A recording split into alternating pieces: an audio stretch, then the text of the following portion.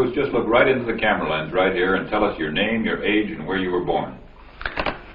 My last name is Lee, Bruce Lee. I was born in San Francisco in 1940. I'm 24 right now. And you worked in motion pictures in Hong Kong? Yes, since I was around 6 years old. And when did you leave Hong Kong? 1959, when I was 18. I see. Now look over to me, Bruce, as we talk. I understand you just had a baby boy? Yeah. And you've lost a little sleep over it, have you? 3 nights. And tell the crew what time they shoot the pictures in Hong Kong. Well, it's mostly in the morning because it's kind of noisy in Hong Kong, you know, around 3 million people there. And so every time when they have picture, it's mostly, say, around 12 a.m. to 5 a.m. in the morning. I see. They'd love that there. And you went to college in the United States? Yes. And what did you study? Philosophy. I see. Now, you told me earlier today that karate and jiu-jitsu are not the most powerful or the best forms of Oriental fighting. What is the most powerful or the best form? Well, it's bad to say the best, but in my opinion, I think Kung Fu is pretty good. Would you tell us a little bit about Kung Fu? Well, Kung Fu is originated in China. It is the ancestor of karate and jiu-jitsu. It's more of a complete system, and it's more fluid. By that I mean it's more flowing. There is continuity in movement instead of one movement, two movement, and then stop. Would you look right into the camera lens and explain the principle of the glass of water as it applies to Kung Fu? Well, Kung Fu, the best example would be a glass of water. Why? Because water is the softest substance in the world, but yet it can penetrate the hardest rock or anything, granite, you name it. Water also is insubstantial. By that I mean you cannot grasp hold of it. You cannot punch it and hurt it. So every Kung Fu man is trying to do that, to be soft like water and flexible and adapt itself to the opponent. I see. What's the difference between a Kung Fu punch and a karate punch? Well, the karate punch is like an iron bar, whang. A Kung Fu punch is like an iron chain with an iron ball attached to the end, and it go whang, and it hurt inside. Okay. Now we're going to cut, and in just a second we'll have you stand up and show us some Kung Fu and some movements in Kung Fu. Okay. Cut. Got it. Test X2, take 1. Speed. Now look directly into the camera, Bruce. Directly at it. And now give me a 3/4 this way. And hold it. And give me a profile that way, all the way. Good. Hold it. Now come back to a profile on the other side. And hold that. Give me a 3/4 on that side. And then give me right into the camera again. All right. Now the camera will pull back. And Bruce, first show me the movements in the classical Chinese theater. Classical Chinese Well, theater. you know what we talked about in the office. How they walk and how they start to move. Well, in Chinese opera, they have the warrior and then the scholar. The way the warrior walk will be something like this.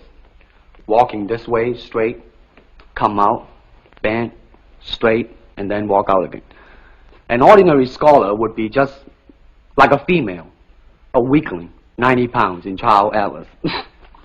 You'll be just walking, you know, like a girl, real, shoulder up and everything. So by the way they walk, you can immediately tell who they are. Right, what character they represent. Now, show us some Kung Fu movements. Well, it is hard to show it alone, but I will try to do my best. All right, maybe one of the fellows will walk in. You want to walk Yeah, in? it would be... Go ahead. Go ahead. Go ahead. Come on, lady. Okay. Although accidents do happen, but, you know... There are various kinds of strike. It depends on where you hit and what weapon you will be using. To the eyes, you would use fingers. Don't worry. To the eyes. Or straight at the face. From the waist, everything on. Hold it just a minute. Let's move this gentleman around this way so you're doing it more into the camera. Okay, swell.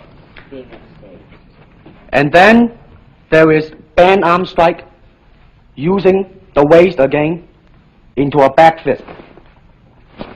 And let's have the assistant director back up just a way. And then, of course, Kung Fu is very sneaky. You know, the Chinese, they always hit low. From high, go back to the groin. Don't worry. Now turn around the other way with you, Bruce. Oh, okay. Yeah. And, Would you want him to? Yes. Oh, cross These are camera just forward. natural reactions. That's Right, right. That All is right. natural. Right into the camera. Cheat into the camera a little bit and show this again. All right. Go ahead. There is the finger jab. There is the punch. There is the back fist and then low. Of course, then they use leg straight at the groin or come up. Or, if I can back up a little bit, they start back from here and then come back. All right. It's kind of worried. He has nothing to worry about. Now, No. once again, show us how a good Kung Fu man would very coolly handle it and walk away, rather than get involved in a series of actions. Cut it. Sound. Okay.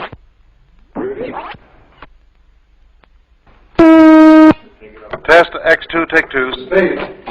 Now, Bruce, so that we can clearly see what you're doing this time, we'll face the fact that there's nobody there. Okay. Show me now the difference between Jiu-Jitsu, which is long and involved, and Kung Fu, which is very quick if you have an opponent. All right, for instance, you will read it in a book, in a magazine and everything, that when somebody grab you, you will first do this, and then this, and then, and then, and then, and then, thousands of steps before you do a single thing.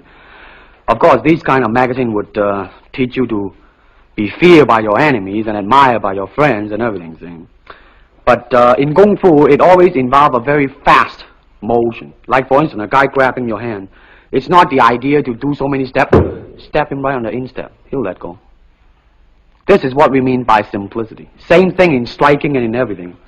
It has to be based on a very minimum motion so that everything would be directly expressed. One motion, and he's gone. Doing it gracefully, not to go, yelling and jumping all over him, but to do it. Excuse me. Okay, now show me once again just a few movements there. Well, Kung Fu can be practiced alone or with a partner. Practicing alone, they involve forms. Some imitate a crane, a monkey, a praying mantis. This is a crane form. Start off.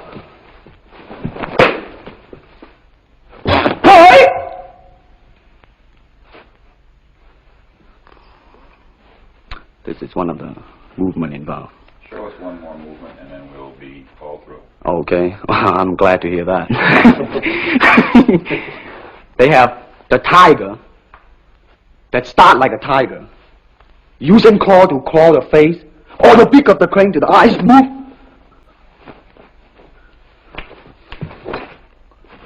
This is some of the movement involved. Thank you very much. Thank you very much.